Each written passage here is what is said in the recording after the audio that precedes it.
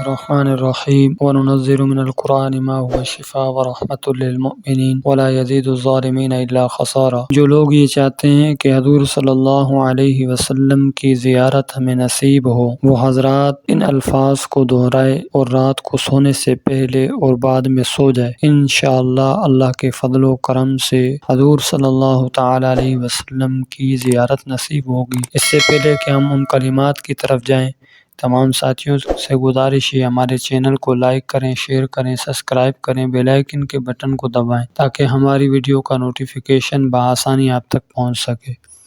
حضرت ثوبان رضی اللہ تعالیٰ عنہ سے منقول ہے، جو کہ حضور صلی اللہ علیہ وسلم کے غلام تھے، کہ حضور صلی اللہ علیہ وسلم نے فرمایا جو شخص سوتے وقت یہ کلمے پڑھے مجھ کو خواب میں دیکھے گا، اللہم رب البیت الحرام والشہر الحرام والرکن المقام اقرا روح محمد منی السلام۔ لیکن ان باتوں کا خیال ضرور رکھے کہ اس کا جسم پاک ہو، کپڑے پاک ہو اور بستر پاک ہو اور خوشبو میں تمام چیزیں بسی ہوں۔